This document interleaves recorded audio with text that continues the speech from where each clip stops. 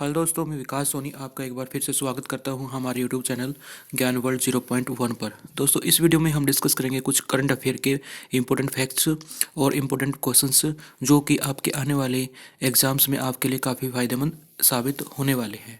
इस वीडियो में से पक्का एक या दो क्वेश्चन जो है आपको देखने को मिलेगा आपके एग्जाम में। जो भी आपका एग्जाम होने वाला है दिसंबर, जनवरी और फरवरी के महीने में, प्रत्येक एग्जाम में यहाँ से एक या दो क्वेश्चन जो है निकल कर आएगा ही आएगा।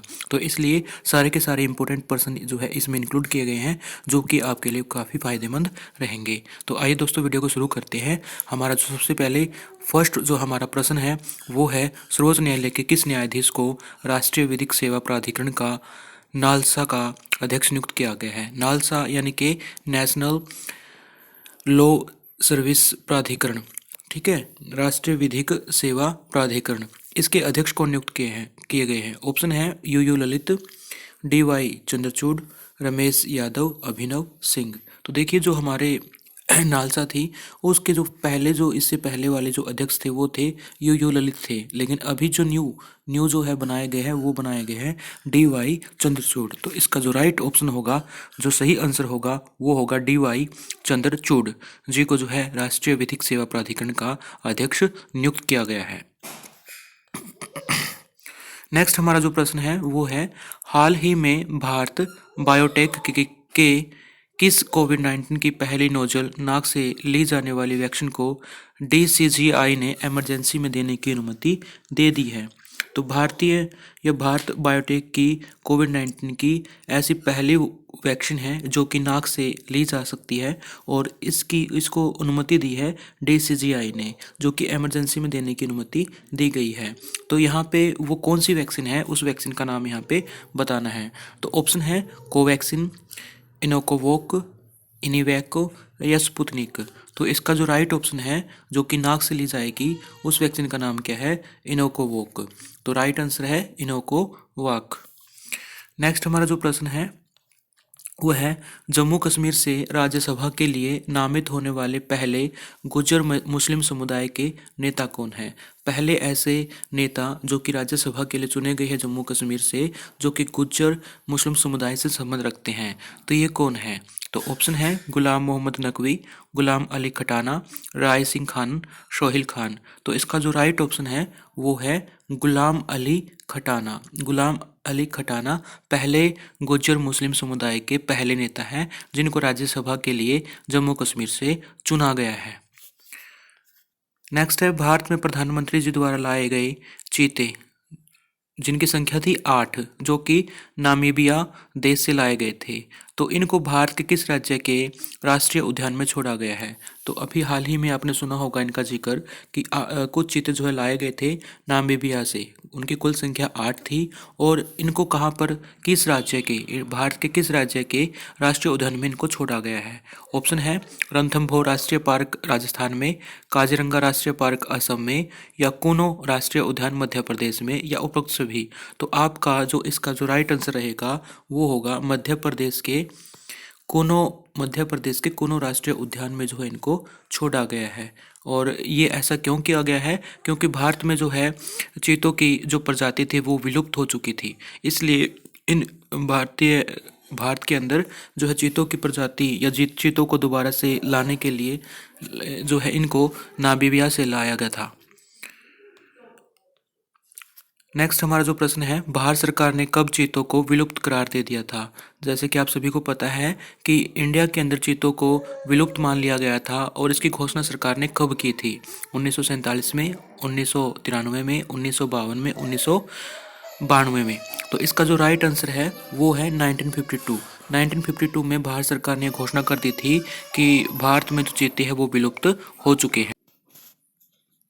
हमारा जो नेक्स्ट प्रश्न है वो इस प्रकार से रहेगा, भारतीय नौसेना में किस पहले देश में निर्मित एयरक्राफ्ट कैरियर युद्धपोत को शामिल किया गया है। इनके भारतीय नौसेना में अभी हाल ही में एक युद्धपोत शामिल किया गया है, एयरक्राफ्ट कैरियर, जो कि भारत में ही निर्मित है। तो उस युद्धपोत का नाम बताना है, तो वो कौन सा है? INS Vikram, INS Vikrant, INS चक्कर, आईएनएस जल। तो इसका जो राइट आंसर रहेगा वो रहेगा आईएनएस विक्रांत। आईएनएस विक्रांत, जो कि लगभग 70% के आसपास इसके जो पुर्जे है वो भारत में तैयार किए गए हैं, और ये आईएनएस विक्रांत जो है भारतीय नौसेना में जो है अभी शामिल किया गया है। नेक्स्ट हमारा जो प्रश्न है, पश्चिम बंगाल में स्थित किस चिड़ियाघर को देश के सर्वश्रेष्ठ चिड़ियाघरों में प्रथम स्थान प्राप्त हुआ है?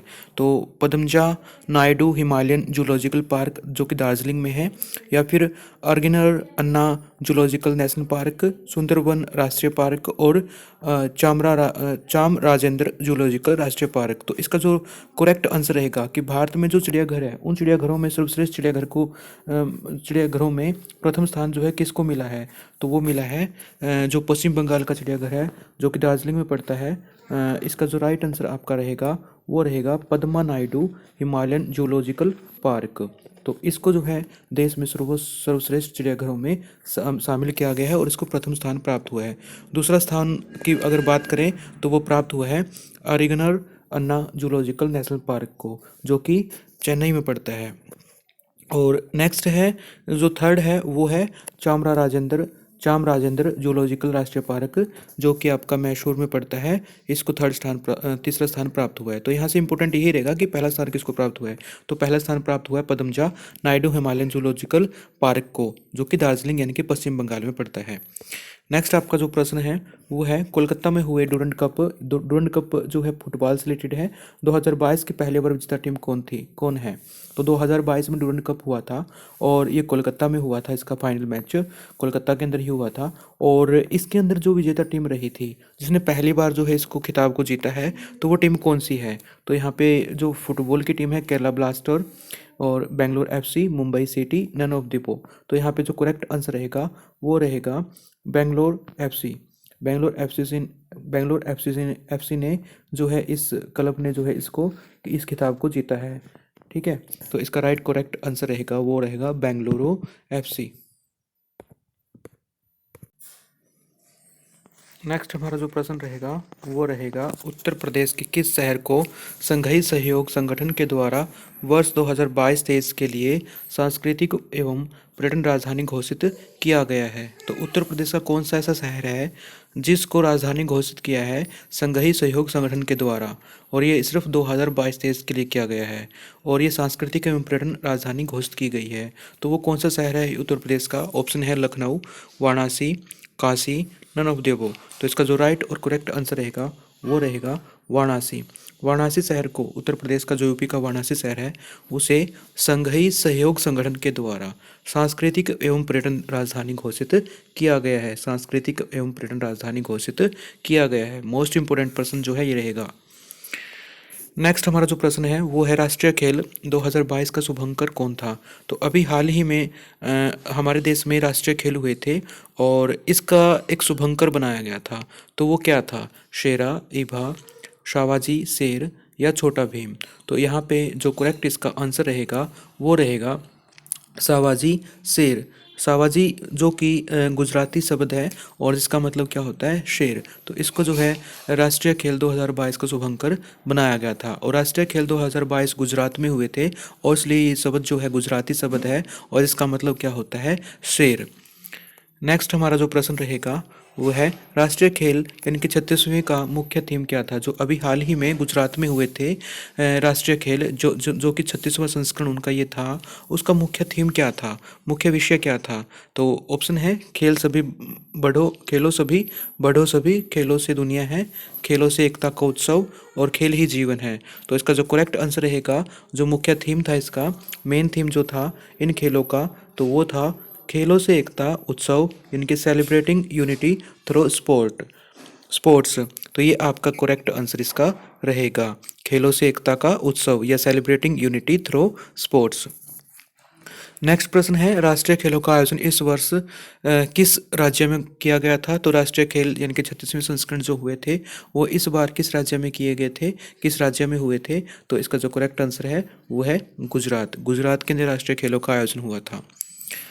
नेक्स्ट प्रश्न है, इंटरपोल महासभा की मेजबानी अक्टूबर 2022 में किस देश ने की थी? तो इंटरपोल जो महासभा हुई थी, इसकी मेजबानी अक्टूबर 2022 में किस देश ने की? तो ऑप्शन है पाकिस्तान, नेपाल, अमेरिका, इंडिया। तो इसका जो करेक्ट आंसर रहेगा वो रहेगा इंडिया। इंडिया में अभी इंटरपोल महासभा की हुई थी, जो कि अक्टूबर 2022 में हुई थी। नेक्स्ट है, स्विट्जरलैंड के किस टेनिस सुपरस्टार खिलाड़ी ने खेल से संन्यास की घोषणा की है? हाल ही में स्विट्जरलैंड के टेनिस के सुपरस्टार खिलाड़ी ने संन्यास की घोषणा की है, रिटायरमेंट की घोषणा की है, तो वो कौन है? तो इसका जो करेक्ट आंसर क्या रहेगा, देखिए ऑप्शन क्या है, Roger Federer, Maria Sharapova, Ivan Novick. तो इसका जो सही जो आंसर रहेगा वो रहेगा रोजर फेडरर। रोजर फेडरर ने जो है अभी हाल ही में संन्यास लेने की घोषणा की है, और रोजर फेडरर जो है कहाँ के हैं? स्विट्जरलैंड के खिलाड़ी है। नेक्स्ट है, एशिया कप 2022 क्रिकेट फाइनल की विजेता टीम है। तो अभी हाल ही में क्रिकेट का एशिया कप हुआ था 2022 में, और ये कहाँ पे हुआ था? दुबई में हुआ था। और इस क्रिकेट कप में किसने ये खिताब जीता है? ऑप्शन है भारत, पाकिस्तान, श्रीलंका, अफगानिस्तान। तो इसका करेक्ट आंसर रहेगा श्रीलंका। श्रीलंका ने पाकिस्तान को फाइनल मैच में हराकर एशिया कप 2022 का खिताब अपने नाम किया था। तो राइट और करेक्ट आंसर रहेगा श्रीलंका। मोस्ट इंपोर्टेंट पर्सन है ये। नेक्स्ट है, क्रिकेट एशिया कप 2022 का आयोजन कहाँ हुआ था? तो क्रिकेट एशिया कप 2022 का आयोजन कहाँ किया गया था? ऑप्शन है भारत, नेपाल, श्रीलंका या दुबई। तो इसका जो करेक्ट आंसर रहेगा वो होगा दुबई शहर में जो है इसका आयोजन किया गया था। नेक्स्ट है, ब्रिटेन की रानी एलिजाबेथ द्वितीय के निधन के बाद ब्रिटेन के नए राजा होंगे। तो एलिजाबेथ द्वितीय की का हाल ही में निधन हुआ है, उनकी मृत्यु हुई है। तो उनके बाद अब आने वाले समय में वहाँ के नए राजा चुने जाएंगे। तो वो कौन होंगे? हेनरी द्वितीय, चार्ल्स तृतीय, एलिजाबेथ तृतीय, नन ऑफ द अबो। तो इसका जो करेक्ट आंसर रहेगा कि ब्रिटेन के अभी जो नए राजा होंगे वो होंगे चार्ल्स तृतीय। तो मोस्ट इंपोर्टेंट है ये भी। हाल ही में एलिजाबेथ द्वितीय का निधन हुआ है, और किसको जो है नया राजा बनाया जाएगा?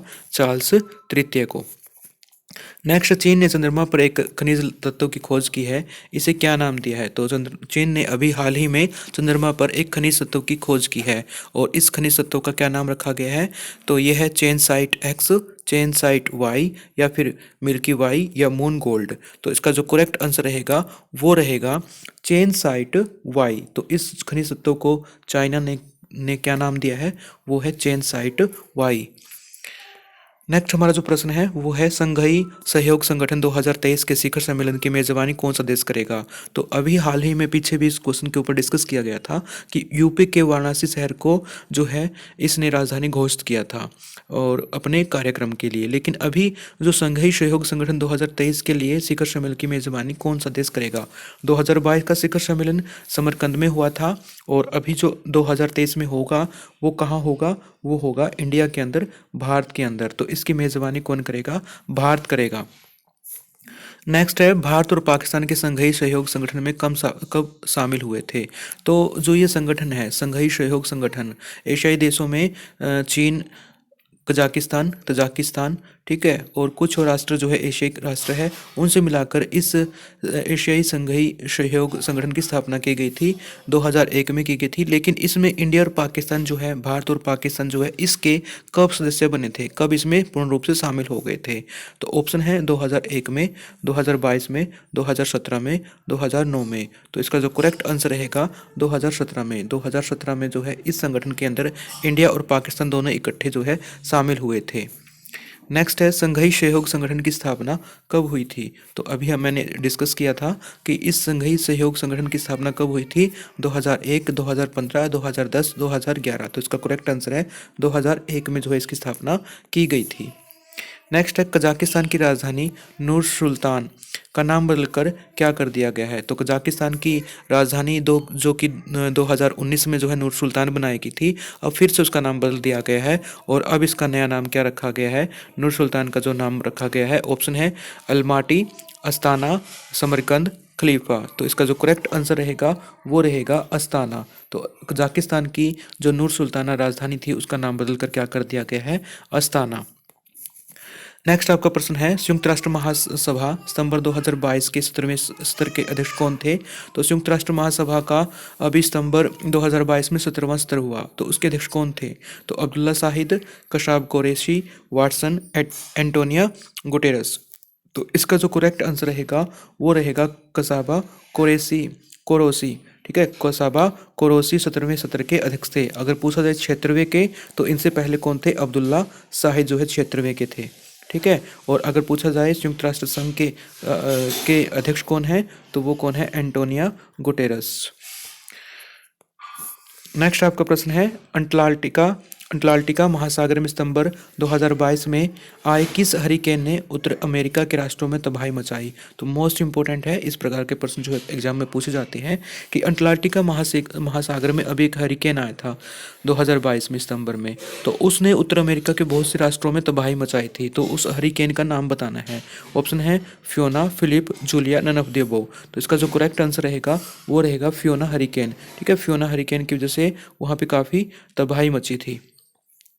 नेक्स्ट है प्रश्न 25, अंडर 17 फीफा महिला विश्व कप 2022 का आयोजन किस देश में हुआ? ये भी मोस्ट इंपॉर्टेंट है। ठीक है, अभी हाल ही में अंडर 17 फीफा महिला विश्व कप हुआ था 2022 का आयोजन हुआ था, वो किस देश में हुआ था? चीन में, रूस में, भारत में, नेपाल में। तो इसका करेक्ट आंसर रहेगा वो रहेगा भारत। भारत में अभी अभी हाल ही में फीफा महिला विश्व कप हुआ था। ठीक है, और अंडर 17 था ये। नेक्स्ट है, अंडर 17 महिला फीफा विश्व कप का शुभंकर क्या था? तो जो भी ये गेम्स होते हैं इनके लिए शुभंकर जो है बनाए जाते हैं, उनके एक प्रतीक चिन्ह होते हैं। और अभी जो महिला फीफा विश्व कप था इसका शुभंकर कौन था? तो ऑप्शन है शेरा, ईभा, टाइगर, डॉल्फिन। तो इसका करेक्ट आंसर रहेगा वो रहेगा ईभा। ईभा का मतलब क्या होता है? एशियाई शेरनी। ठीक है, क्योंकि ये महिलाओं का विश्व कप था तो इसलिए महिलाओं को शेरनी का प्रतीक माना जाता है। तो इसलिए शेरनी को महिलाओं का प्रतीक माना जाता है, उनकी वीरता को दिखाता है। तो इसलिए ईभा यानी कि एशियाई शेरनी को इसका शुभंकर बनाया गया था। तो इसका करेक्ट आंसर रहेगा ईभा। नेक्स्ट हमारा जो प्रश्न है, भारत में निर्मित प्रथम वैक्सीन जो घातक बीमारी यानी कि सर्वाइकल कैंसर के इलाज के लिए बनाई गई का नाम क्या है? तो भारत में अभी एक वैक्सीन जो है निर्माण उसका किया गया है, और जो कि किस बीमारी के लिए है? सर्वाइकल कैंसर के इलाज के लिए है। और अभी WHO की रिपोर्ट के अकॉर्डिंग लगभग 1 साल के अंदर, ठीक है, 1.25 लाख के आसपास महिलाएं जो है इस बीमारी से पीड़ित होती है, और लगभग 75,000 के आसपास महिलाएं जो है प्रत्येक साल अपनी जान गंवा देती है इस बीमारी के कारण। तो इसके लिए जो भारत में एक वैक्सीन जो है उसका निर्माण किया गया है, तो वो उस वैक्सीन का नाम बताना है। ऑप्शन है जेकोविडी, इनोवैक, या सर्वैरिक्स, या फिर सर्वावैक। तो इसका जो करेक्ट आंसर रहेगा वो रहेगा जो सर्वाइकल कैंसर के इलाज के लिए इंडिया में बनाई गई जो वैक्सीन है वो रहेगी सर्वावैक। नेक्स्ट है, चीन में वैज्ञानिकों द्वारा बनाया गया पहला क्लोन जंगली आर्कटिक भेड़िया का क्या नाम है? तो चीनी वैज्ञानिकों ने एक जंगली क्लोन तैयार किया है भेड़िए का। ठीक है, उस भेड़िए का नाम बताना है, उस क्लोन का नाम बताना है, वो क्या है? मायो, माया, मई, या मायावी। ठीक है, तो इसका करेक्ट आंसर रहेगा वो रहेगा माया। उस भेड़िए को क्या नाम दिया है चीन वालों ने? उसका नाम रखा है माया।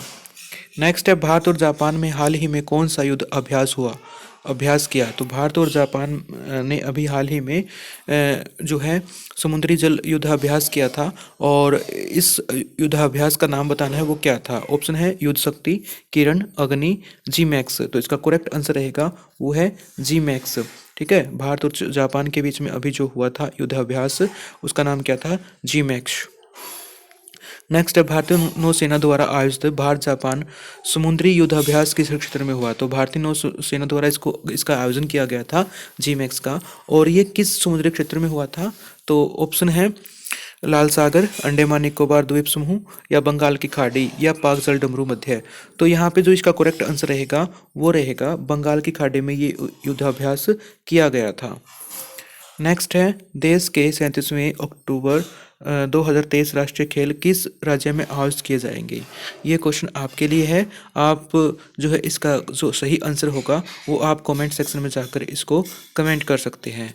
दोस्तों, अगर आपको हमारे ये वीडियो पसंद आते हैं, ठीक है, तो आप क्या कर सकते हैं, हमारे चैनल को सब्सक्राइब कर सकते हैं और आने वाले समय में इस प्रकार के वीडियो पाने के लिए हमारे जो चैनल का बेल आइकन है उसको प्रेस कर सकते हैं, ताकि जल्द से जल्द आपके पास नोटिफिकेशन पहुंच जाए कि जब भी हमारा वीडियो अपलोड हो। तो इसलिए हमारे इस चैनल को सब्सक्राइब कर लीजिएगा और साथ में बेल आइकन को भी प्रेस कर लीजिएगा। अगर वीडियो अच्छी लगी तो लाइक कर दीजिएगा और अपने फ्रेंड के साथ में शेयर भी कर दीजिएगा।